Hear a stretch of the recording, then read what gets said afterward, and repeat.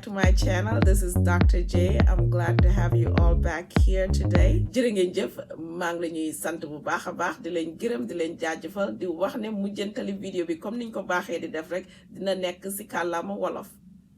What I just said there is that I'm going to also have a portion of this video in Wolof. So thank you. Please do not forget to subscribe, share, and like. It is very important that we continue to empower our communities so we can all have a healthy, wonderful, beautiful life. 1 in every 4 people have diabetes and don't have any idea. Before I start talking about the 2 major forms of diabetes, which is type 1 and type 2, I'm going to talk about a few key points that is very important to know about the disease process. 1 is glucose. What is glucose? Glucose is basically sugar, but it's the sugar that has been broken down inside our body so we can use it in the form of energy. And how do we get glucose and where does glucose come from? Well, glucose usually comes from carbohydrates, and carbohydrates are foods that are starchy, like bread, rice, or grains, pasta, and even fruits. And vegetables also have some carbs in them, which is carbohydrates. Milk also has carbohydrates. Regular sugar has carbohydrates. Brown sugar, brown rice, all of these things have carbohydrates. When these type of foods are ingested, they turn to what we call glucose in the system so our body can utilize it. And in order for the body to utilize this glucose, it also needs one major hormone called insulin. How does insulin work? Well, insulin is produced by the beta cells in the pancreas. The pancreas is an organ in our system that produces insulin. And this insulin acts like a key to the cells to allow the glucose that has been manufactured in the system to be absorbed into the cell so they can be utilized in the form of energy. So it is very important for us to know about glucose and insulin because these are the main key points that play a vital role in this disease, diabetes type 1 or type 2. Moving forward to type 1, what is type 1 diabetes? Well, type 1 diabetes is basically lacking insulin. For one reason or the other, the pancreas can no longer produce insulin because some form of a disease attacked the beta cells, whether it's an autoimmune disease or a viral disease that attacked the beta cells, destroyed the beta cells, so now the pancreas can no longer produce insulin. And what happens when insulin is not produced? Well, guess what? Insulin is the key that opens the cells so they can receive glucose to be used for energy. Well, when there is no more insulin, then that means those cells are going to remain locked and there will be no glucose in those cells and those cells will not have energy. What happens to the glucose that's already in the body? Well, it's going to remain in the bloodstream. So when glucose remains in the bloodstream, you have what we call hyperglycemia. This person is going to continue to eat because they have to eat to survive. But even though they're eating to survive, the cells are not receiving all the food that you've been eating. And guess what? The cells are going to continue to starve. When the cells continue to starve, the body is going to break down the muscles so it can have energy. And that is why this person that has type 1 is going to have excessive thirst, excessive urination, blurred vision, lack of energy, weakness, fatigue, and multiple other chronic problems because of the increased glucose level in the bloodstream. This person will also have weight loss, unexplained weight loss, because why? Well, remember, the body is going to break down the muscles to use for energy, and therefore this person is going to continue to lose weight and still be eating a lot, being excessively hungry and irritable. And furthermore, they're going to have multiple other chronic diseases from complications of the type 1 diabetes, because they're going to continue to have increased glucose in the body. The body is going to continue to break down protein and fat, and this person is going to go into ketosis, and that is why they have what we call diabetic ketoacidosis, and this continues until someone gets this person some help. So the person with type 1 diabetes can have multiple complications, such as chronic kidney disease, heart disease, hardening of the artery, blindness, or even amputation if the condition is not stabilized. Now we are going to move on to type 2 diabetes. Earlier we talked about insulin and glucose and the importance of insulin. One of the major problems with type 2 diabetes is insulin resistance. With type 1 diabetes, the person was unable to produce insulin, or they were producing very minimal insulin to the point of not even recognition. But with type 2 diabetes, this person has no problem producing insulin. Type 2 diabetes, the person continues to produce insulin. One of the main problems with type 2 diabetes is what we call insulin resistance. Now, what is insulin resistance?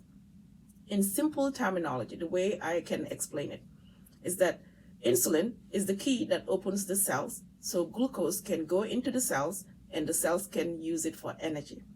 But in this instance, the cells are so saturated with insulin that it no longer wants to see insulin. So what does it do? The doors are shut. When insulin comes, the doors are locked. Insulin cannot open the cells, so therefore glucose cannot go into the cells. And what happens? Those glucose molecules continue to stay in the bloodstream and the blood sugar continues to rise. Well, the pancreas is going to continue to sense that I still need to produce more insulin because the cells are not getting any insulin, and therefore the pancreas continues to produce more and more and more insulin. The cells will also respond by saying, I'm not getting enough glucose. So the pancreas will send a signal to the liver, and the liver will produce more glucose. So when the liver produces more glucose, and there is more glucose being ingested by the patient, then what happened? You have glucose coming from the liver, glucose being eaten, and then you have even double effect glucose in the bloodstream, and this person's blood sugar levels are sky high. And the other form of type 2 diabetes is the one that there is insulin produced, but there's so many cells, so many fat cells in the body that is not enough. There is not enough keys to open these cells, meaning there is not enough insulin produced by the pancreas to open up all these cells to receive all the glucose. So guess what? Some of the glucose is still going to linger around in the bloodstream. And the pancreas is going to continue to fight and try to produce as much insulin as possible. And the person continues to eat more and more to supply the body of glucose, but that glucose is not being utilized. So the cells are telling you, I'm starving, I need more glucose. Well, when the cells get tired, then the body has to help it. It's going to break down some fat and some muscles again to produce energy so this person can survive. So the symptoms are very similar to type 1 diabetes because they both have the same final problem, which is increased glucose level in the bloodstream, which is called hyperglycemia. So this person again is going to have excessive thirst, excessive urination, recurrent urinary tract infections, recurrent yeast infections. So the person will continuously drink more and more water, but then guess what? They continuously have to go empty their bladder out. They have to go urinate.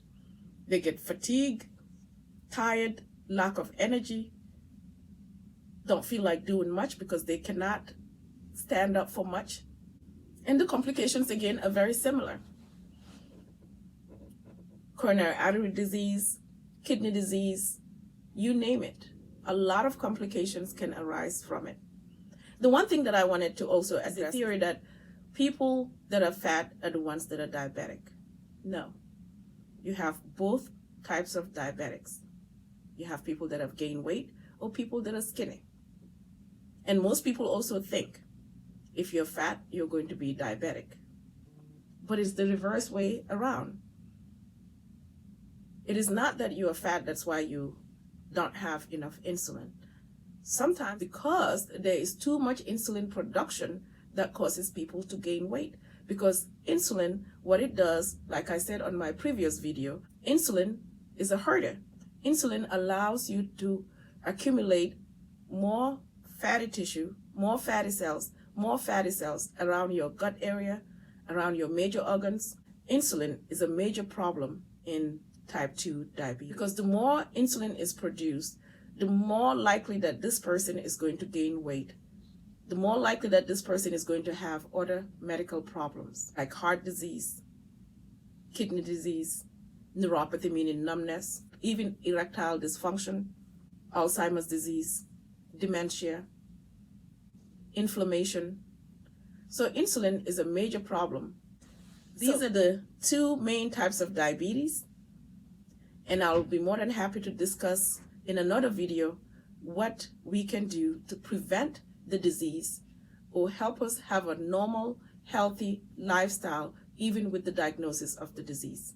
Everyone says diabetes is a chronic, deadly disease. Well. Only if we know what to do to manage the disease, then it will no longer be deadly. It will be controllable, and the person that has diabetes should be able to live a normal, healthy life. There is always hope. This is not the end. Do not think just because you have diabetes that you are diabetes. No, you are not. There are some changes that we can do, and you can definitely stay off of medications and have a healthy life. All you need is knowledge. All you need is to know how the disease works so you can take care of yourself and your loved ones. You can definitely live without hypoglycemia and continue to have a normal, healthy life even without medications. All you have to do is follow us with our next videos to come so we can talk more about the foods that are important for you to know how to eat, what to eat, and when to eat.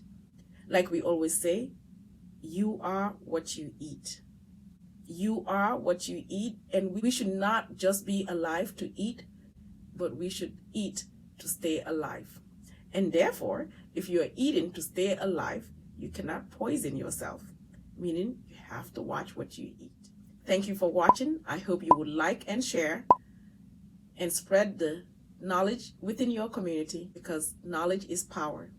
Our goal is to help each and every one of you to be empowered so you can take care of yourselves and your families.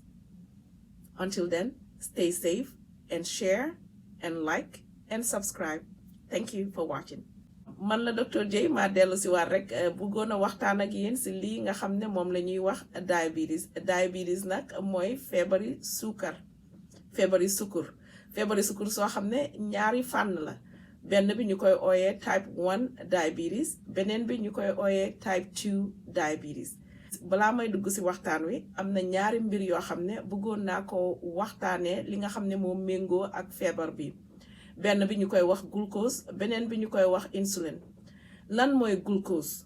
Glucose du lenn lu dul lii nga xam ne mooy fànn suukar. Maanaam suukar si ñuy lekk boo ko lekkee sa yaram daf koy soppali mu doon li nga xam ne moom la ñuy wax glucose. Nit toujours rek bu doom aadama lekkee nekku ne lam lekk noonu lay dal di duggee si deretam pour deretam mun koo jëfandikoo waaye daf koy soppali si biir bi si mbàq mi bi nga xam ne yaram wi dina ko mun a jëfandikoo si ni mu koy soppalee nag mooy glucose. Lan la doom aadama di lekk pour mu soppale ku doon glucose nag? Glucose dafa xala mel ni rek comme suukar. Kon lépp loo xam ne rek doom aadama lekk na ko mu soppale ko li nga xam ne mooy glucose dinaa lañ ko limal pour ñu xam mooy lan. Loolu mooy lii di mel ni suukar, ceeb, ndax suukar bu marron la wala suukar bu brown la yëpp suukar la. Ceeb bu marron la wala ceeb bu brown la yëpp ceeb la. Dugub, mboq, même li nga xam ne moom la ñuy wax vegetable di ay légumes yëpp dina si am benn fànn woo xam ne dafay soppale ko suukar. Li si gën a ëpp sax mooy li nga xam ne mooy ay fruits muy fruits lu si mel ni mango lu si mel ni orange lu si mel ni papaya lu si mel ni ananas lépp loo xam ne rek fruit la li ci ëpp dafay soppaleku suukar bu ko doomu aadama bi lekkee muy glucose bu nekkee si biti mooy suukar waaye bu duggee si biir yaram bi ba soppaleku day doon glucose lu ñuy wax glucose kon lii dafa am solo si wàllu diabète beneen bi mooy lan benn hormone bu ñuy wax insuline nag moom benn lu mel ni caabi la nga xam ne mooy ubbi cellulaire yi wala cell yi nekk si biir yaram pour glucose bi mun faa dugg ba amal la njëriñ li nag mooy pour mu soppaleku doon doole wala kàttan nga mun koo jëfandikoo kon moo tax ñaari mbir yi dañ am solo ndig insuline bi mooy caabi ji ubbi bunt bi pour nga mun a jëriñoo li nga xam ne mooy glucose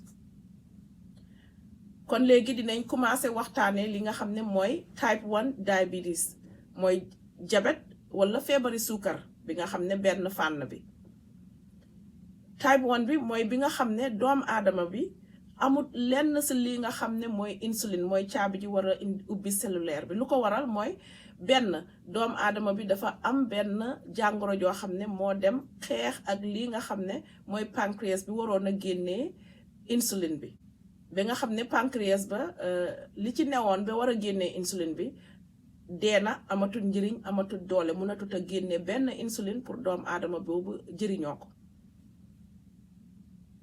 moo tax kii nga xam ne dafa am type 1 diabetes kooku tamit dafay am lii nga xam ne mooy suukar su baree bari si biir deretam ndik suukar si ñëw na caabi ji nga xam ne moo war a ubbi cellulaire yi pour suukar si dugg fa caabi jooju newu fa bu ko defee suukar si day dal di toog si biir deret ji doomu aadama bi nag suukari deretam bari ba jéggi dayo bu ko defee lii nga xam ne mooy yaram wi du amati kàttan cellulaire yi du am lu ko dundal cellulaire yi day dal di lott maanaam sonn amatul doole bu ko defee doomu aadama boobu dafa soxla pour dund mu ngi continuer di lekk waaye suukar si mu ngi continuer di bari si biir deretam duggut si biir cellulaire am yi pour jox ko kàttan pour mu mun a njëriñ boppam bu ko defee doomu aadama boobu yaram wi nga xam ne moo newoon muy muscle si wala muy sidit yi ak li nga xam ne moo doonoon graisse si biir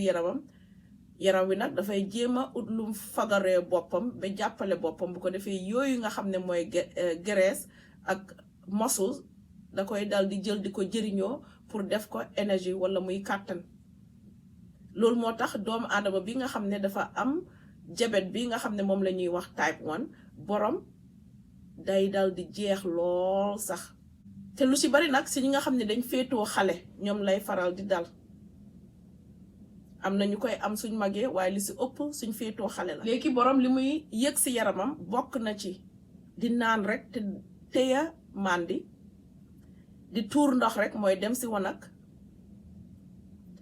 xiif lool sax ndig cellulaire yi toujours mu ngi soxla lu ko jox kàttan waaye kàttan nekkul di fa dugg bu ko defee borom dafay xiif ñàkk doole ñàkk kàttan jeex di ŋeer boole ko ci naqari deret dig dafay doon rek ne mu ngi continuer di xiif te xiif woo xam ne du suur loolu di continuer graisse gi nekk ci yaram wi di toj pour nekk doole sidit yi nekk ci yaram wi di toj pour nekk doole bu ko defee loolu moom la ñuy wax diabetic ketoacidosis mooy ne dafay génnee yenn jàngoro yoo xam ne wala yenn chemical yoo xam ne dafay dal di dugg ci biir deret ji ba indil doomu aadama boobu jafe-jafe yi muy indi ci wàllu complication wala complication bari na trop doomu aadama boobu dina dem ba nga xam ne sax pour gis du ko munati bët yi day dal di lëndëm li nga xam ne mooy suukar si day dal di taq si li nga xam ne mooy yuuram gi ba indil ko feebari fàtte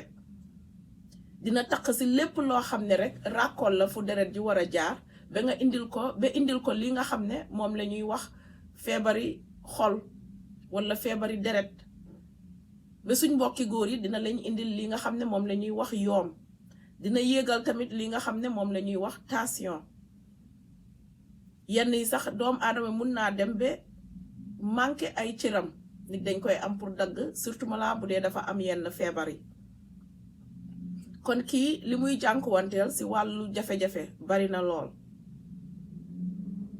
léegi nag dinañ continuer dem si li nga xam ne mooy type 2 diabetes mooy ñaareeli fànn feebari jabet. sànq waxoon naa leen dafa am ñaari mbir yoo xam ne dafa am njëriñ si li nga xam ne mooy jàngoro ji muy glucose ak insulin. léegi nag fànn ñaareeli diabetes muy type 2 diabetes moom jafe-jafe gi mu am mooy lan mooy bu njëkk bi day boobu amutoon li nga xam ne moom la ñuy wax insulin muy caabi bii nag moom am na insulin moom nekkut ne manquement insulin mooy problème am na insulin gu bari sax waaye problème bi mooy ne insulin gi dafa bari ba jéggi dayo cellulaire yi naan nañ wala ubbi nañ bunt yi yëpp ba nga xam ne feesal nañ ko ak suukar. léegi nag cellulaire yi doylu nañ tëj nañ seen buntu nangootuñ benn caabi sax dugg fa pour ubbi ko pour li nga xam ne mooy suukar si jàll dugg si biir cellulaire yi. ndig màndi nañ ak lii nga xam ne caabi ndig fi mu nekk boo ko seetewoo si misaal boo jëlee caabi dugal si bunt ba ko fa génnewoo ko bu keneen ñëwee pour ubbi bunt boobu caabi du fa xaj. si misaal noonu la li nga xam ne mooy insulin tamit di def bu cellulaire yi doyloo insulin duñ nangooti leneen dugg si biir dañuy dal di tëj seen bunt.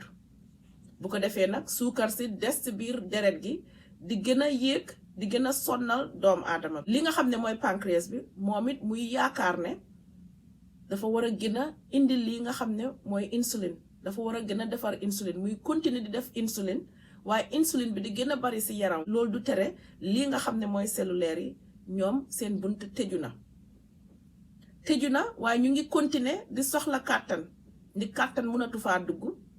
bu ko defee nag li nga xam ne mooy pancréas bi moom day dal di yaakaar ne kat dafa war a oote ndimbal dem si li nga xam ne mooy res wi laaj ko ndimbal moom it mu génnee leneen lii nga xam ne mooy suukar indiwaat ko si deret ji. kon léegi nit ki continuer di lekk suukar wala continuer di nekk ñam yoo xam ne day soppale ko suukar si biir yaram wi waaye pancréas bi tamit di oo ndimbal jógee ko fi nga xam ne mooy res bi mu génnee yeneen suukar. léegi nag di nga am suukar soo xam ne sax dafay dem ba jéggi dayoo. léegi nag cellulaire yooyu noonu amatuñ suukar ndi ñoom ñu ngi màndi ak li nga xam ne mooy insulin. bu ko defee ñoom it lu ñuy def mooy dañuy soxla ndimbal ñu commencé nag di jëlee ndimbal fii nga xam ne mooy graisse gi nekk ci yaram wi ak li nga xam ne mooy muscle si nekk ci yaram wi wala sidit yi nekk ci yaram wi. bu ko defee doomu aadama boobu it commencé di manqué li nga xam ne mooy yaram wi di jeex. moo tax ngay gis doomu aadama bu am yaram lool ba mu yàgg rek mu commencé di ñeeraay gi fu muy commencé mooy ci tànk yi ak ci loxo yi.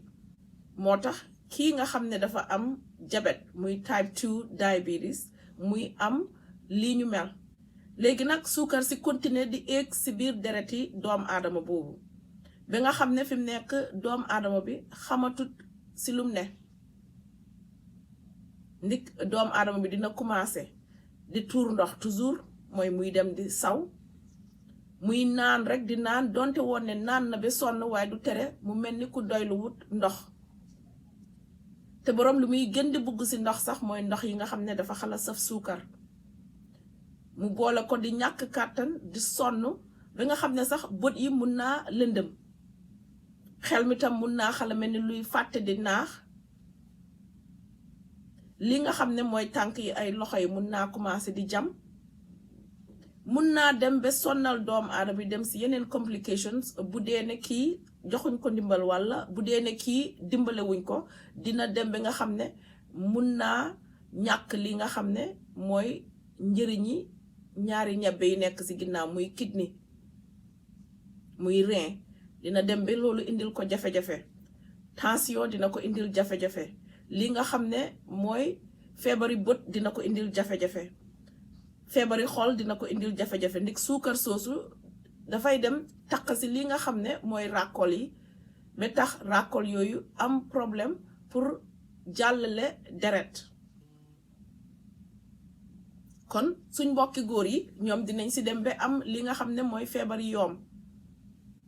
kon li nga xam ne mooy jabet lu mun a indil doomu aadama si jafe-jafe dafa jéggi dayo te loolu yépp lu ko waral mooy benn mun naa génnee insuline waaye doyut wala munta génnee insuline wala génnee na insuline boo xam ne dafa jéggi dayoo ndik insuline toujours ni mu gën a baree si yaram noonu la borom di gën di amee yaram te ki nga xam ne dafa am diabète nag moom dafay faral di gën di bugg a lekk ñami suukar pour doole nga xam ne bëggoon naa ko see yokk si li nga xam ne mooy ay signes yi doomu aadama di njëkk a gis balaa muy yëg sax ne am na diabète bi ndik wax nañ ne ñeenti doomu aadama yoo gis am na kenn ku si am diabète te xamul sax ne dafa am diabète te kon dafa am solo pour ñuy xam yan signes lañ war a bàyyi xel sànq wax naa lañ fi limal naa lañ fi ay signes yu gàtt ne lu mel ni di saw rek te ya bàyyi mar naan di naan te doo taxan doylu naan di xiif rek te munoo doyloo suur sonn lottu amoo kàttan amoo doole toog rek amoon yaram bu baax a baax nga toog rek jeex ngeer xamoo lu xew wala lii nga xam ne mooy ay infection maanaam ay jàngoro feebar yi saweekaay wala feebar yi nga xam ne moom la ñuy wax yeast infection yaakaar naa moom la ñuy wax soccet mooy suñ mbokki jigéen ñi ñuy okkatu te duñu xam lan la fekk na suukar si moo bari si seen yaram ndik suukar fu mu ne rek lépp bugg suukar doomu aadama bugg na suukar bactéria ak virus yëpp bugg nañ suukar fu mu munti nekk loolu borom du mun a tàggoo ak ay infection borom dafay gaaw di am ay infection yoo xam ne bu wéree tey boo bàyyee mu dellu si waat même li nga xam ne moom la ñuy wax taab borom dina koy faral di am te dafay bari moo tax yii bu ko nit ki gisee si boppam rek war naa dem seeti kër docteur ba xam ñu seetal ko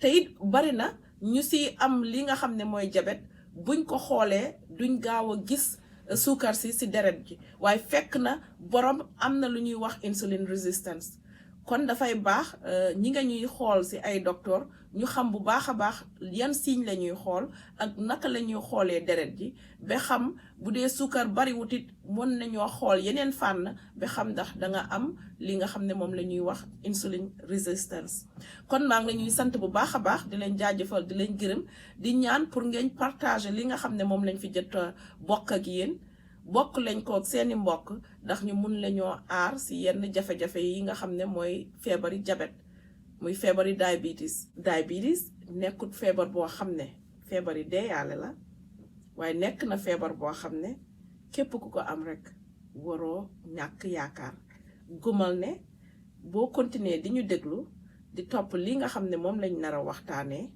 si wàllu lan la doomu aadama war a lekk naka la doomu aadama war a dundee ba nga xam ne dina fagaru ba du faju même bu doomu aadama bi demee ba am li nga xam ne mooy diabète maanaam mun ngaa dund te doo jël benn garabi diabète waaye loolu yëpp dinañ si gën a xuus si vidéo yi nga xam ne moom lañ nar a def si kanam pour waxtaanee kii nga xam ne dafa am diabète lan la war a lekk naka la war a dundee ba nga xam ne mun naa bañ a naan garab ndig toujours comme li ma waxoon rek mooy ne doomu aadama bi yow yaay li ngay lekk waaye it lekk du lenn lu dul garab kon doomu aadama warta dund rek pour lekk waaye dafay lekk pour dund kon kuy lekk nag pour dund dangay fexe li ngay lekk pour dund bu mu doon posan fexe lañ li nga xam ne moom lañ fi jot a waxtaanee ngeen jël ko